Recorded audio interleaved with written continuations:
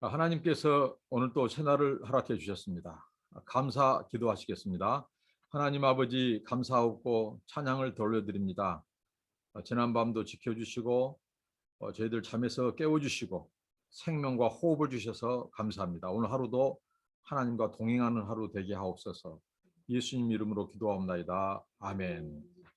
찬송하시겠습니다. 찬송가 191장입니다. 내가 매일 기쁘게. 191장입니다. 내가 매일 기쁘게 순례의 길 행함은 주의 발이 나를 안보함이요. 내가 주의 금복을 받는 참된 비결은 주의 영이 함께함이라. 성령이 계시네. 할렐루야 함께하시네.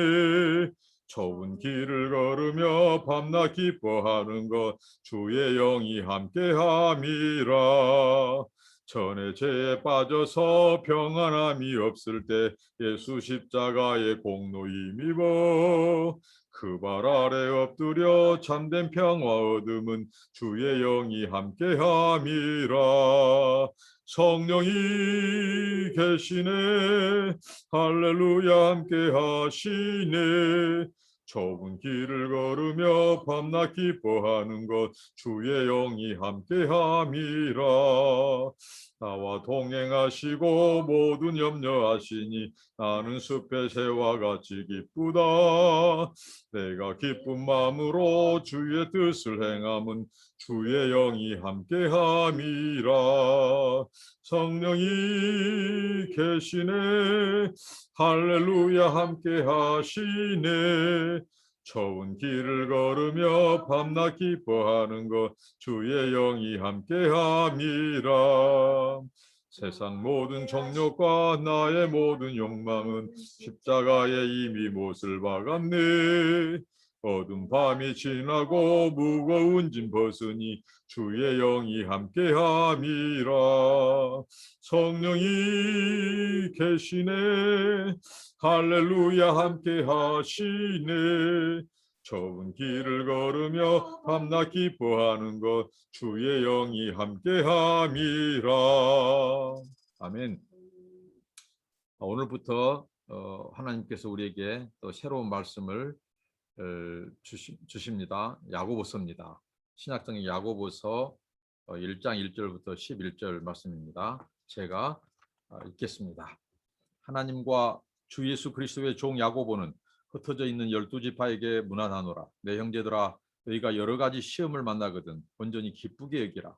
이는 너희 믿음의 시련이 인내를 만들어 내는 줄 너희가 알미라. 인내를 온전히 이루라. 이는 너희로 온전하고 구비하여 조금도 부족함이 없게 하려 함이라. 너희 중에 누구든지 지혜가 부족하거든 모든 사람에게 후히 주시고 꾸짖지 아니하시는 하나님께 구하라. 그리하면 주시리라. 오직 믿음으로 구하고 조금도 의심하지 말라. 의심하는 자는 마치 바람에 밀려 요동하는 바다 물결 같으니 이런 사람은 무엇이든지 죽게 얻기를 생각하지 말라. 두 마음을 품어 모든 일에 정함이 없는 자로다. 낮은 형제는 자기의 높음을 자랑하고 부한 형제는 자기의 낮아짐을 자랑할지니 이는 풀의 꽃과 같이 지나갑니다. 해가 돋고 뜨거운 바람이 불어 풀을 말리우면 꽃이 떨어져 그 모양의 아름다움이 없어지나니 부한 자도 그 행하는 일에 이와 같이 채자나리라. 아멘. 야고보서 말씀입니다. 야고보 사도의 사도가 저자입니다. 야고보 사도는 정말 예수님의 형제로서 처음에 이 야고보 사도가 믿음이 있는 것은 아니었습니다. 근데 하나님께 은혜를 주셔서 야고보가 하나님을 섬기게 되고 이 믿음이 성장해서 이 야고보 사도는 이제 정말 예루살렘의 이 지도자, 예루살렘 교회 지도자 또 초기 이 기독교에 있어서 정말 이렇게 사도의 반열에 오른 사람이죠. 이 야고보 사도가 오늘 이 말씀을 특별히 들려주고 있는데요. 이 수신인, 이 말씀을 이제 듣는 자들은 오늘 보면 이 흩어져 있는 12지파라고 말을 합니다.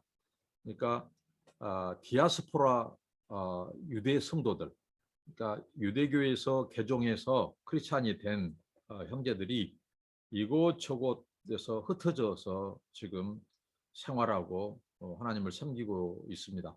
12지파는 이스라엘의 대표적인 상징적인 지파죠. 그러니까 이것은 딱 12지파를 문자적으로 얘기한 것이 아니라 상징적인 수죠. 그래서 이런 흩어진 신자들에게 위로의 메시지를 전달한 것입니다.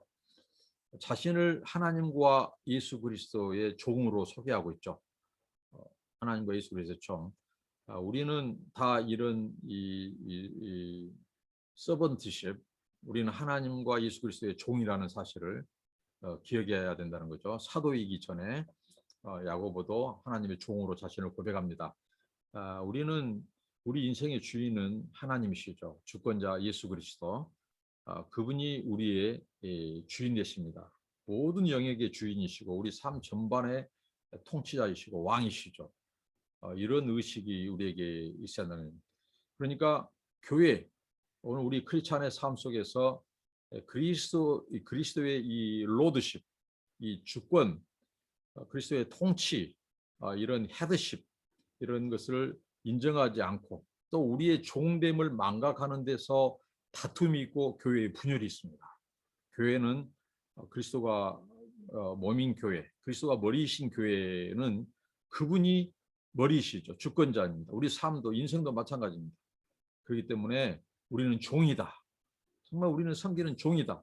이런 의식을 가지고 살면 다툼이 없고 교회가 평안합니다.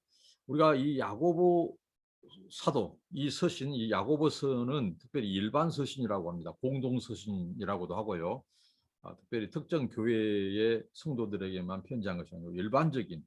그래서 오늘 이 말씀은 모든 흩어진 그리스도인들에게 말씀을 지금 전하고 있습니다.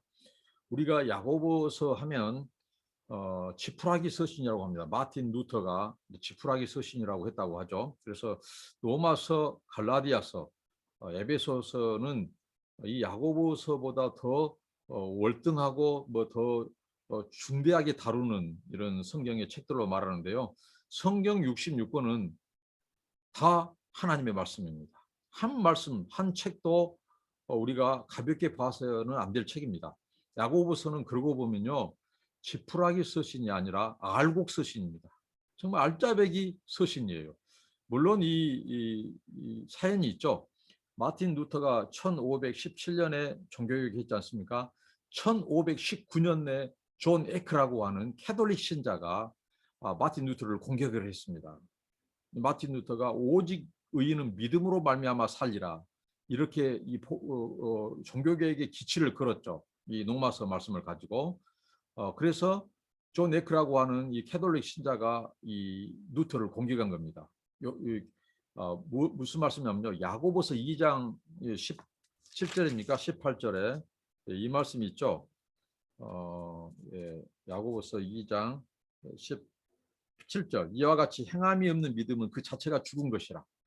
그래서 오직 믿음으로만 산다고 했는데 성경에 행함이 없는 믿음은 죽는 것이라고 어떻게 보면 이제 루터를 공격한 거죠. 그래서 굉장히 그 논쟁, 그 싸움에서 루터가 피곤했는 것 같아요. 그래서 이 지푸라기 서신이라고 그런 나름대로 루터의 방어, 루터의 그 변증 차원에서의 뭐 좀 상처가 있었던 것 같아요. 그래서 지푸라기 서신이라고 하는데 오늘 말씀 이 야고보서는 결코 지푸라기 서신이 아닙니다. 알곡 서신. 우리 기독교의 구원의 근간을 이루는 두 가지를 함께 말하는 거죠. 뭐냐? 믿음과 행함입니다. 그러니까 믿음으로 말미암아 의롭다 칭함을 받는 말씀은 결코 행함과 분리되지 않고 믿음과 행함이 하나다는 거죠.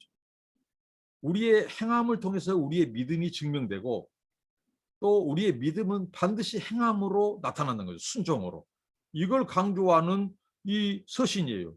그러니까 이 야고보서야말로 어떻게 보면 정말 균형 잡힌 복음, 성경의 구원과 윤리, 구원과 삶을 균형 있게 강조하는 것이 바로 야고보서입니다. 그렇기 때문에 야고보서는 결코 가볍게 볼 성경 66권 중에 책이 아닙니다. 우리의 구원과 우리의 삶에 있어서 정말 복음에 합당한 삶, 복음이 무엇인가 행함을 수반돼 동반해야 된다. 그리고 우리 행함은 믿음, 복음에 기초되어야 된다. 이렇게 훌륭한 말씀이 야고보서 말씀이기도 합니다. 자, 오늘 그런 정도 말씀을 살피고요. 계속해서 2절부터 말씀을 나누겠습니다. 야고보 사도가 이제 자신을 인사하고요, 문안하고 소개하고 이제 말씀을 줍니다. 그런데 우리가 이 말씀을 대하는 이 청중들의 삶은 고달픈 현실입니다.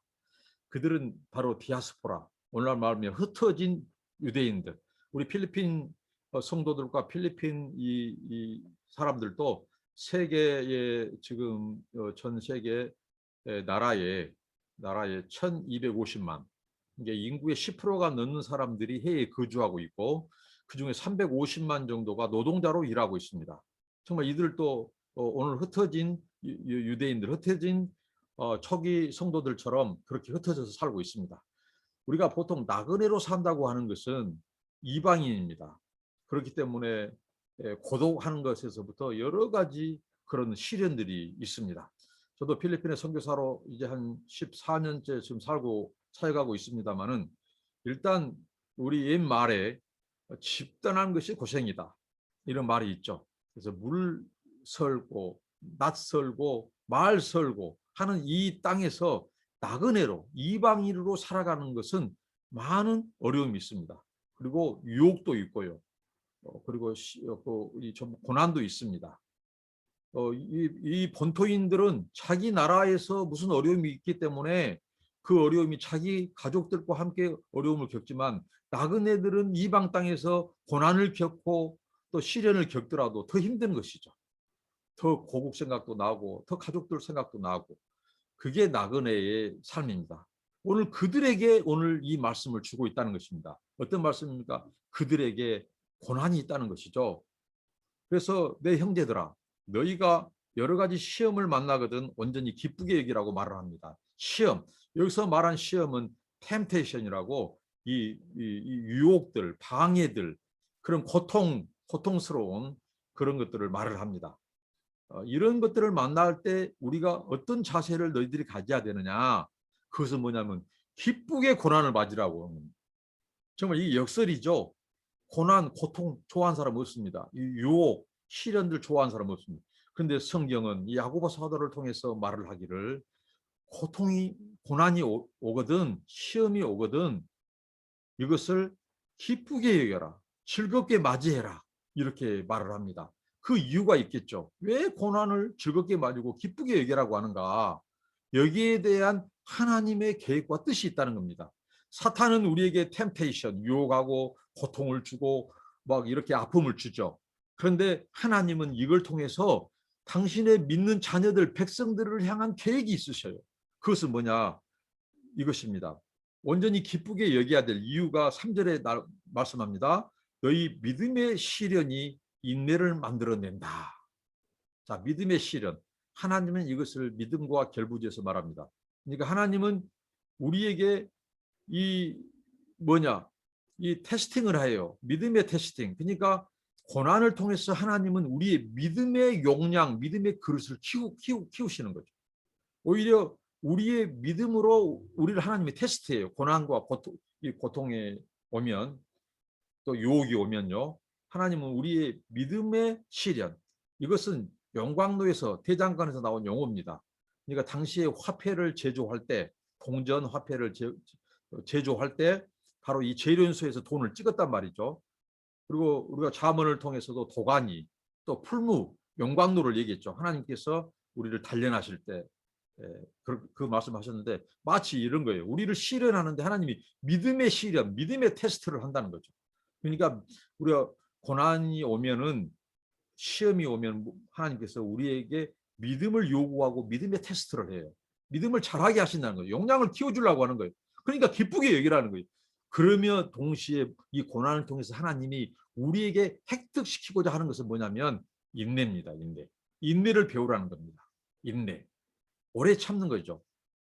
이 오래 참은 단순히 하나님께서 참아야 될, 그 인내해야 될 것이 그 뒤에 나온다는 거죠. 왜 하나님께서 인내를 얻게 하실까? 그 이유가 있습니다. 여기서 인내는 포기하지 않는 거죠. 중도 포기가 아닙니다. 자, 인내를 주신 시련 통해서 인내를 얻게 하신 것은 뭐냐? 4절입니다. 인내를 온전히 이루라. 그러니까 인내는 중도에 포기하지 않을 때 얻을 수 있습니다. 그래서 인내는 말 그대로 믿음의 시련, 믿음의 테스트예요. 우리가 고난이 올 때 중도에 포기하지 않는 사람은 뭐냐면 믿음의 테스트를 받고 있는 거예요. 하나님 앞에 그 믿고 이걸 통해서 뭔가 하나님이 나를 시련하시고 테스트하시고 인내를 얻게 하시고 뭔가 나를 통해서 주고자 하신 하나님이 이루고자 하신 선하신 계획과 뜻이 있음을 믿음으로 안다는 거죠. 그래서 인내하게 돼요. 온전히 끝까지 포기하지 않고. 그래서 너희로 온전하고 구비하여 조금도 부족함이 없게 함이라. 그러니까 하나님은 이 고난을 통해서 인내를 얻게 하고 인내를 통해서 무슨 일을 이루시냐면요. 우리 각 사람, 우리 믿는 당신의 백성들을 구비시켜서 온전한 자들로 빚어가신다는 겁니다. 온전한 자. 성경에서 이 온전한 것은 결핍이 없는 상태, 부족함이 없는 상태를 말합니다. 우리의 인격, 우리의 신앙, 영적으로나 이 모든 부분에 있어서 우리를 고난을 통해서 인내하게 하고 그 인내를 통해서 우리를 성장하고 성숙시킨다는 겁니다. 하나님께서 이런 선하신 계획을 가지고 있다는 거죠. 그래서 너희가 참으라는 건 중도에 포기하지 말고 인내를 온전히 이루어야 될 이유입니다. 이것은 우리의 또 신체 용어이기도 합니다. 우리 신체에 우리 몸에 있고 지체가 있고 각 마디가 있습니다. 그런데 이 몸이 올바로 성장하기 위해서는 각 마디가 성장하기 위해서는 인내하고 길이 참으라는 거죠. 그래서 각 마디가 영양분을 섭취하고 시간이 지나가고 할 때 우리 신체가 건강해지듯이 우리도 마찬가지라는 겁니다. 고난이 올 때, 인내할 때, 길이 참을 때 하나님께서는 그걸 통해서 우리를 성장시킨다는 거죠. 우리 신체가 각 몸으로도 마디마디가 지체들이 건강하게 세워서 우리 몸을 이루듯이 하나님은 그 고난을 통해서 인내를 배우게 하고 인내를 통해서 우리를 구비시켜서 어디까지요? 그리스도의 장성한 분량에 이르기까지 하나님의 성품, 신의 성품에까지 참여시키는 거죠. 그리고 그리스도의 형상을 이루게 하신다는 거죠. 그러니까 하나님께서 고난을 주면 우리가 이렇게 받아들이면 된다고 이거죠. 아, 하나님이 내가 너무 부족함이 많아서 나를 더 구비시키고 내 인격을 다듬고 나를 더 정말 그리스도를 닮은 성품으로 빚어가시는구나. 나의 믿음이 부족해서 하나님 내 믿음의 그릇과 용량을 키우시는구나. 하나님이 더 큰 일을 맡기시려고 나의 믿음을 더 키워가시는구나. 이렇게 이 부족함이 없게 하시는 하나님.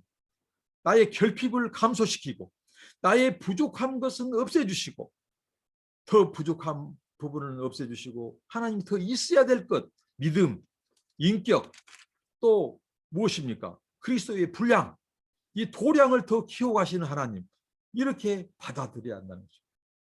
그런데 그 다음에 이제 우리가 필요한 것이 있다. 자, 우리가 이제 이 무엇입니까? 고난을 기쁘게 받아들이고 또 인내를 배우고 인내를 통해서 이제 하나님의 계획도 알았어요. 하나님이 나를 인내를 통해서 나를 빚어가시고 나를 성장시키시구나. 이제 이것도 알았어요. 그런데 우리가 그 다음 단계에 필요한 것이 있다는 겁니다. 그것은 바로 하나님의 지혜를 구해라는 지혜를 구하는 기도가 요구된다는 겁니다. 왜 지혜가 필요할까요? 자, 이제 이 하나님의 계획도 알았어요. 고난을 통한 하나님의 계획, 하나님 선하신 의도를 알았어요. 그러면 이제 하나님의 지혜가 필요합니다. 앞에는 왜 우리가 고난을 기쁨으로 맞이해야 되는가? 그리고 우리가 왜 인내해야 되는가? 하나님께서 우리를 성장시키는데 그리스도의 분량까지 우리를 성장시키고 우리의 부족한 것은 없애고 결핍은 없애고 온전하게 나를 인격, 신앙 모든 영적으로 우리를 하나님이 온전하게 하시려구나. 왜 고난을 허락한지 이제 알았어요. 그렇다면 이제 이것을 끝까지 인내하고 나를 통해서 이루고자 할 하나님의 계획을 알았다면 이 시련과 고난을 이길 수 있는 지혜를 구해다는 겁니다. 지혜. 그러니까 하나님은 우리에게 선하신 계획만 가지고 있을 뿐만 아니라 이 고난을 통과하고 이길 수 있는 지혜도 예비해 놓았다는 거죠. 그 솔루션, 하나님의 해결점도 갖고 계시다는 거예요. 그래서 지혜를 구하라. 우리 인간의 생각과 이성은 한계가 있습니다. 그러니까 내내 고난을 즐거움으로 맞이하고 또 우리가 인내를 알게 되고 또 인내를 해야 될 이유를 알았잖아요. 하나님께서 우리를 온전하게 하시려고 하는 거예요. 알았어요. 그런데 우리가 하나님의 지혜를 없애버리면, 지혜가 없으면 어떻게 되겠죠? 인간의 생각과 이성으로 사람의 방법으로 할 수 있다는 거죠. 도움을 사람에게 구하러 가요. 그 이유를 알았는데 하나님께서, 근데 방법은 이제 인간적인 방법과 생각으로 이성으로 해결하려고 한다는 거예요. 그러니까 일이 더 꼬이고 어떻게 되죠? 고난이 더 길어지죠. 하나님께서 이걸 알게 하기 위해서 하나님의 지혜로 풀어가도록 했는데, 인간의 생각과 방법으로 하면, 인간의 방법으로 하면 해결은 안 되고 고통은 길어지고 그렇다는 거죠. 그래서 너희가 지혜를 구해라. 하나님의 지혜. 그런데 하나님을 지혜를 구할 때 우리가 기억해야 될 것이 있다. 우리의 기도를 들으신 그분이 누구시냐? 그 기도의 대상이 누구시냐? 하나님이시다는 거죠. 어떻게 해요? 5절입니다. 모든 사람에게 후히 주시고 꾸짖지 아니하시는 하나님께 구하라. 그리하면 주시리라. 우리 하나님은 바로 이런 분이십니다. 모든 사람에게 후히 주신, 여기서 모든 사람은 바로 우리 흩어진 당시의 성도들, 그리고 오늘 우리의 새 이스라엘, 하나님의 백성들을 말합니다. 우리가 하나님께 기도할 때, 특히 이 성도들은 지금 고난 가운데 있는 성도들이죠. 이들에게 기도할 때 하나님께서는 어떤 분이시다고요? 모든 믿는 자들이, 이 시련 가운데 있는 자들이 하나님께 기도할 때 그 기도를 들어주시는 분이에요. 근데 그분은 누구시냐? 후히 주시는 분이십니다. 후히 주시는 분. 그러니까 우리가 정말 이 시련 있는 성도들이, 고통 있는 성도들이 얼마나 많겠어요. 흩어져 있는데 한 사람도 아니에요. 여러 주의 백성들이, 전 세계적으로 흩어진 하나님의 백성들이, 자녀들이 얼마나 많습니까? 우리도 그 중에 하나죠. 그런데 우리가 하나님을 기도해요. 근데 우리 하나님은 24시간, 하루 24시간, 한 주 7일, 그리고 1년 365일 동안 하나님은 당신의 백성들의 그 간구 소리에 귀를 기울이다. 당신의 자녀들에게 하나님은 마음이 가 있어. 그분의 눈은 당신의 백성들을 살피고 계셔. 그 하나님은 우리가 번거롭게 한다고, 기도로 늘 기도한다고 꾸짖는 분이 아니시다는 거예요. 귀찮아해 하시는 분이 아니라는 거죠. 우리 하나님은 졸지도 주무시지 않는 분이에요. 이렇게 당신의 백성들, 자녀들에게 마음을 두고 있는 분이고 귀를 기울인 분이에요. 이 하나님은 결코 꾸짖지 않는 거예요. 365 계속 여기저기서 하나님의 백성들이 하나님을 귀찮게 하고 번거롭게 해도 하나님은 단 한 번도 나를 귀찮게 하지 마라, 나를 번거롭게 하지 마, 하지 않은 분이에요. 언제든지 호해 주시는 분, 모든 우리에게 지혜를 준비하고 계신 분, 각자에게 맞는 맞춤 세트의 기도 응답 세트를 준비하고 계시는 분, 이분이 우리 하나님이라는 거죠. 하나님의 창고는 부족함이 없어. 우리가 구하지 않아서 받지 못할 뿐이고, 우리 하나님은 후히 주시는 분이요. 모든 대안과 너희가 기도할 때 너희가 아픈 모든 상황들을 다 아시고 거기에 맞는 지혜와 거기에 맞는 응답을 다 가지고 준비하고 계셔. 후히, 풍성히, 그분이 우리 하나님이라서. 그리고 하나님은 어떤 분이십니까? 꾸짖지 않는, 후히 주시고 꾸짖지 않는 분, 귀찮아하지 않는 분. 이 하나님께 너희가 지혜를 구해라, 지혜를 구해라, 이렇게 말씀합니다. 그런데 지혜를 구하는 기도할 때 너희들이 꼭 놓쳐서는 안 될 것 한 가지가 있다. 그것은 바로 뭐냐? 바로 믿음이 동반된 기도해야 된다는 거죠. 정말 우리 기도에 있어서 빼놓을 수 없는 거, 우리 신앙에서 빼놓을 수 없는 것은 믿음입니다. 저는 신앙생활을 딱 한마디로 정의를 내려라 하면 자식이 아버지 믿는 것입니다. 우리 자녀가 하나님 믿는 겁니다. 우리 아버지가 어떤 분인 걸 믿는 거예요. 의심하지 않는 겁니다. 이걸 하나님은 가장 원하셔요. 하나님이 무엇이 부족하겠습니까? 세상에 산과 들에 있는 모든 짐승, 육축, 나무, 그리고 바다에 있는 물고기들 다 아버지의 것입니다. 광물들 다 아버지의 것입니다. 그분이 물질이 없겠습니까? 무엇이 부족하겠습니까? 근데 하나님이 우리에게 딱 요구하는 것은 하나님의 자녀들의 믿음입니다. 하나님을 향한 신뢰, 하나님을 의지하는 그 믿음을 요구하고 있습니다. 그러니까 우리의 기도도 하나님이 살아계시는 것, 나의 기도를 들으시는 것, 나의 신음소리를 들으시는 것, 내 고난을 아시는 것, 내 형편을 아시는 것, 내 사업장을 아시는 것, 내 자녀 상황을 아시는 것, 내 눈물을 아시는 것, 이 모든 상황들, 특히 나그네들은 얼마나 고난이 많았겠습니까? 타향살이 몇 해든가 노래가 있듯이. 그래서 우리가 나그네들을 잘 돌아봐야 될 이유입니다. 나그네들은 본국 본토인들이 갖고 있는 고난보다도 더 큰 말할 수 없는 고충들이 많습니다. 그들에게 하나님 마음이 있는 거예요. 근데 나그네를 사랑하신 하나님이 자기 자녀들이 오늘 디아스포라 성도들이 나그네 생활하면서 얼마나 고난을 많이 겪겠어요. 근데 하나님 마음은 자기 백성들에게 있거든요. 그 하나님 기도해라는 거죠. 지혜를 구해라. 네 고난을 풀어갈 수 있는 지혜를 구하라. 네 어려움을 지혜를 구하라. 그럴 때 의심하지 말라는 거죠. 그 하나님이 어떤 분이신지 후회 주시고 꾸짖지 아니하신 하나님 의심하지 말라. 마치 의심하고 하는 기도는 바다의 물결 같다. 바다의 물결이 치면 동요가 되죠. 그러면 안정감이 없어요. 배가 흔들려요. 그러니까 이 움직이고 흔들린 것은 마음이 나뉘는 것입니다. 하나님과 우리 사이에 마음이 나뉘는 것입니다. 믿음과 불신 사이에서 우리 믿음이 나누는 것입니다.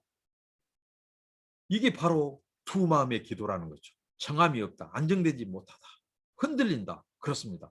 왜 여러분 우리 신앙생활은 딱 다른 말로 정의하면 저는 또 정의를 내립니다. 뭐냐면요. 바로 뭐냐면 선택이다. 인생은 선택이다. 하나님과 세상 사이에서의 하나님을 선택하는 거죠. 환경과 하나님 사이에서 하나님을 선택한 거죠. 물질, 돈과 하나님 사이에서 하나님을 선택한 겁니다. 사람의 뜻과 하나님의 뜻 사이에서 하나님의 뜻을 선택한 겁니다. 하나님을 기쁘시게 하는 것과 사람을 즐겁게 하는 것에서 하나님을 기쁘시게 하는 것을 선택한 겁니다. 인생은 선택입니다. 그런데 우리의 인생에 옵션이 많아지면 선택도 흔들립니다. 그렇죠? 그렇기 때문에 항상 우리에게는 믿음이 요구되는 겁니다. 그래서 우리 인생은 믿음으로 표준을 삼으면 우리의 선택은 너무 쉬워집니다. 결단을 하게 되는 겁니다. 지금 상황이 어렵게 되고 손에 벌지라도 그때 믿음으로 하나님의 말씀을 선택한다면 나머지 문제는 하나님이 다 책임집니다. 이게 믿음의 길입니다. 그러니까 옵션을 많이 만들지 말라는 거죠. 그래서 믿음의 원칙을 세우면 그대로 믿고 결단하고 순종하는 겁니다. 그러면 하나님이 영광 받으시고 하나님이 모든 고난을 이제 선으로 바꾸시고 하나님의 뜻이 이루어지는 거예요. 그리고요, 오늘 이 흔들리는 정함이 없다고 했는데 일단 믿고 하나님을 믿지 않고 의심하고 하는 기도는 바로 두 마음을 품는 것이다. 두 마음은요 결코 하나님을 기쁘시게 드리고 만날 수 없습니다. 성경에서 하나님은 한 마음을 품고 기도하라고 말합니다. 오직 하나님 외에는 안 보여야 된다는 거죠. 우리 기도를 응답해 주시고 우리의 지금 문제와 상황을 우리 문제를 해결해 주실 분은 하나님밖에 없다는 거죠. 우리 인간의 생각과 이성으로는 한계가 있습니다. 도울 수 없습니다. 어떤 인생도 도울 수 없습니다. 완벽하게 도울 수 없습니다. 그래서 하나님을 의지해라. 기도해라. 지혜를 구해라. 믿고 기도해라. 의심하지 말라. 의심하는 건 두 마음이에요. 긴가 민가, 들어주실까 말까. 환경을 보면 두려움이 있고 하나님 보면 믿어야 될 것 같고 이건 두 마음입니다. 환경을 바라보지 말고 하나님만 바라보라는 거죠. 그러니까 두 마음을 품고 하는 기도는 정함이 없고 흔들리고 응답이 없어요. 그러면 어떻게 되느냐? 자, 큰 문제가 생깁니다. 자, 고통만 받고 유익은 하나도 없이 지나가 버린 거예요.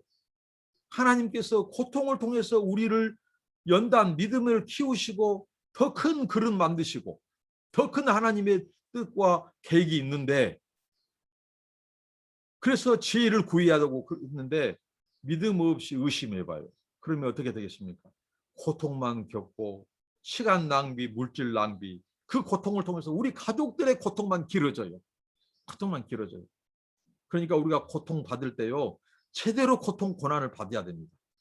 그러면 그 고난이 통과되면 그 인내를 거쳐서 하나님의 그 경지 나를 높이고자 한 레벨 우리의 믿음의 레벨 업 하면 하나님이 우리에게 주신 개런티 하나님의 약속, 그 하나님의 보상은 이루 말할 수 없이 크다는 거죠. 상상할 수 없는 것들이 기다리고 있죠. 그런데 턱걸이, 꼭 거기에서 턱걸이를 못 넘고 넘어진 사람들이 많습니다. 그 믿음의 문제입니다. 오늘 기도도 마찬가지입니다. 기도하다가 하나님 의심해버리고 중도에 포기하고 인내하지 못하고 믿음으로 온전히 이루지 못해요. 그래서 고통만 길어지는 거예요.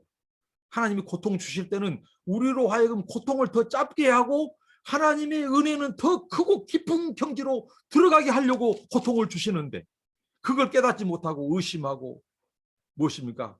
하나님의 의를 이루지 못하고 기도를 포기하고 인내를 포기하고 그 고난을 온전히 받지 못하고, 그래서 주변 사람들, 가족들 힘들고 우리가 치료한 대가는 더 길어지고 많아진다는 겁니다. 이게 해결 안 되면요, 나이가 먹어서도 죽는 직전까지 하나님의 고난은 계속됩니다. 이게 바로 야고보서를 조금 주신 말씀입니다. 여러분, 우리가 고통만, 고난만 길어지고 얻는 것은 아무것도 없는 그런 미숙한 신자가 되지 말고 오늘 야고보 사도처럼 성숙한 신자 되라는 것입니다. 그리고 마지막으로 야고보 사도가 이런 말씀을 주십니다. 낮은 형제는 9절, 10절, 11절입니다. 낮은 형제는 자기의 높음을 자랑하고 부한 형제는 자기의 낮아짐을 자랑할지 이는 풀의 꽃과 같이 지나갑니다. 그리고 육체의 쇠자남, 풀의 쇠자남을 말하죠. 우리 인생의 빗대죠. 자, 이 말씀은 이렇습니다. 자, 우리 디아스포라 성도들, 나그네로 사는 그 고난당하는 성도들에게 이 말씀을 왜 하셨을까요? 이들 성도들 중에는요, 두 부류가 있었을 것입니다. 하나는 가난한 성도들, 하나는 부한 성도들. 부한 성도들은 아마 조상들이 물려준 재산이라든가 이런 것이 있었든지 아니면 사업을 했어서 재산을 늘렸든지 뭔가 부한 자들이에요. 이들에게 준 낮은 자, 여기서 낮은 자는 가난한 자들입니다. 그리고 비천한 자들입니다. 그들이 얼마나 비참하겠습니까? 지금 타국에서 흩어져서 생활하는데, 고향 친지 다 떠났는데 가난해요. 돈도 없어요. 얼마나 고달프겠습니까? 그럴 때 이들에게 주신 고면은 뭐냐? 낮은 자들아, 가난한 형제자매들아, 너희들은 비록 물질은 가난하지만 너희들은 영적으로 부유한 자다. 너희들이 어떤 존재인 줄 아니? 너희들은 하나님의 자녀들이란다. 하나님이 우리의 아버지야. 세상의 주인이신 하나님 우리의 아버지. 그 높음을 자랑해라. 그리스도 예수 안에서 너희들이 얼마나 존귀한 자가 되었는 줄 아느냐. 너희들은 예수 그리스도 안에서 이제 더 이상 마귀의 자녀가 아니다. 사탄의 종이 아니다. 하나님의 자녀다. 하나님의 자녀는 천국을 상속받을 수 있는 그 특권이 있는 자녀들이다. 너희들이 그 영광스러운 존재가 되었는 줄 모르느냐. 하나님이 우리의 아버지야. 너희들은 하나님의 존귀한 자녀들이란다. 비록 육신적으로 가진 것 없고 지금 비참한 상태에 있지만은 너희들은 영적으로 부유한 자들이다. 그러니까 그것을 자랑해라는 겁니다. 내가 하나님의 자녀됨을 자랑하고 하나님이 우리 아버지인 것을 자랑하고 하나님이 나를 위해서 예비된 저 영생과 천국을 자랑하고 하나님이 이 고난을 통해서 나를 부욕해 가려고 나를 부족함이 없는 자녀로 세우려고 하는 이걸 자랑해라. 그리고 또 굉장히 소망을 주는 말씀입니다. 위로를 주는 말씀입니다. 또나 부유한 자들에게 주신 말씀입니다. 여기에는 하나님이 다소 경고 섞인 이 경고도요, 하나님이 사랑하는 자녀들에게 주신 채찍입니다. 이 부유한 자들아, 너희는 낮은 것을 자랑해라. 무엇이겠습니까? 너희가 부자가 되었지만은 항상 잊지 말아야 될 것. 하나님이 너 재물을 주셨다. 하나님이 주신 것이다. 하나님이 주인이다. 우리는 청지기일 뿐이다. 하나님이 모든 만물의 주인이다. 그래서 하나님 잊지 말아라. 하나님이 잊어버려서. 그래서 아굴의 기도가 있잖아요. 아굴이 하나님, 내 평생에 두 가지 기도합니다. 가난하게도 마옵시고 부하게도 마옵소서. 내가 가난해서 하나님 죄질까 도적질할까 하나님 이름 욕되게 할까 두렵습니다. 내가 부욕해 되어서 하나님이 누구냐 여호와가 누구냐 하고 하나님 떠날까 염려됩니다. 나에게는 일용할 양식이면 족합니다. 감사합니다. 만족하고 자족하는 그 아굴의 기도처럼 부유한 자들아 그런 낮음을 자랑해라. 하나님, 나는 하나님 앞에 아무것도 아닙니다. 이 물질은 하나님이 맡겨주셨습니다. 저는 청지기일 뿐입니다. 소유의식으로 살지 않고 청지기의식으로 살고 나는 종입니다. 그리고 주님이 십자가에서 오늘 이 말씀은 빌립보서 유명한 사도 바울의 그리스도의 찬송시를 연상시켜 줍니다. 그리스도의 찬송시. 그는 본체가 하나님과 동등되고 하나님이세요. 그런데 보좌를 비우시고 딱고천한 사람의 몸을 입고 오셨어요. 십자가에서 못 박히시고 피 흘리시기까지 우리를 사랑하신 하나님, 그 그리스도의 낮아지심, 부자들아 그리스도의 그 낮아지심, 그 겸손을 배워라. 그러니까 너희들도 그 낮아지심을 자랑해라. 이렇게 말씀합니다. 그러니까 가난한 자들인지 부한 자들인지 우리가 그리스도를 자랑해, 그리스도가 얼마만큼 낮아졌는지, 그리고 그리스도가 자신을 낮추실 때 하나님은 그를 얼마만큼 영광스럽게 높이셨는지를 생각해라는 거예요.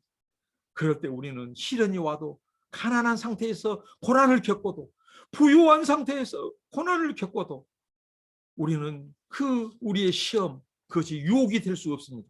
오늘 야고보 사도를 통해서 주시는 교훈은 너희들의 고난, 시련이 이 테스트가 될지언정 결코 유혹이 되고 죄가 되지 않도록 하라, 이 말씀입니다.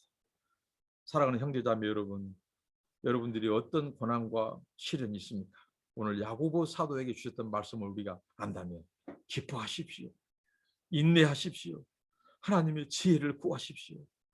구해주시고 꾸짖지 않는 그 좋으신 하나님께 구하십시오. 하나님이 지혜를 주셔서 그 고난 다 믿음으로 통과하게 하고 지혜로 통과하게 하실 것입니다. 그리고 그 고난을 통과하면 하나님인 우리의 인격과 신앙과 모든 것을 영육간에 부족함이 없고 그리스도의 분량에 이르도록 하나님의 성품을 참여하는 자로서, 그리스도의 형상을 이루는 자들로서 우리를 빚으셔서 하나님이 영광 받으실 것입니다. 오늘 이 부자들에게 주신 말씀 마지막으로 나누고 싶습니다. 이 말씀은 이사야 선지자를 통해서 주신 말씀인데요. 이스라엘 백성들이 70년 동안 포로 생활을 했습니다.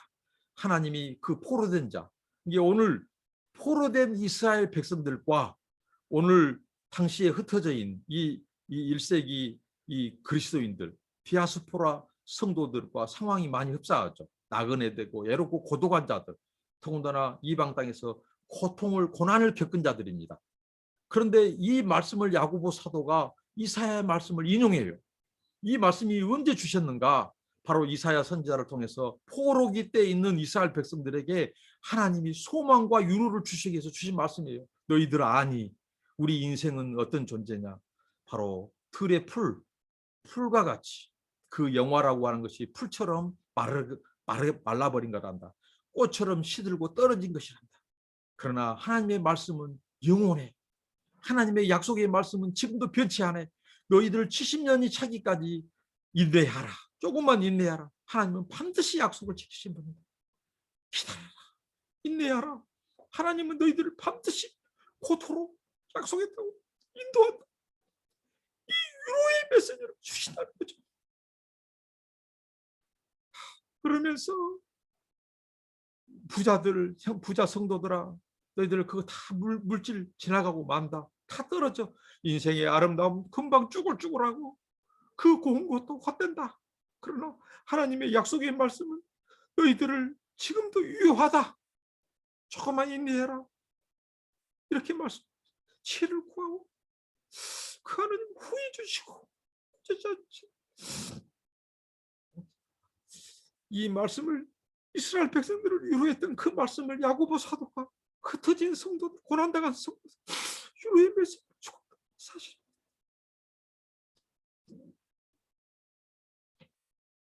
그러니 힘을 내시고 조금만 인내하시고 믿음으로 기도하고, 그럴 때 하나님이 우리를 빚으시고 성장시키시고 영광 받으시고 우리를 통해서 하나님의 놀라운 일을 행하실 것입니다. 여러분을 축복합니다. 기도합니다. 하나님 감사합니다. 영광 받으시고 우리 고난당한 형제자매들을 하나님 인도하옵소서. 믿음을 주옵소서. 은혜를 주옵소서. 예수님의 이름으로 기도하옵나이다. 아멘. 감사합니다.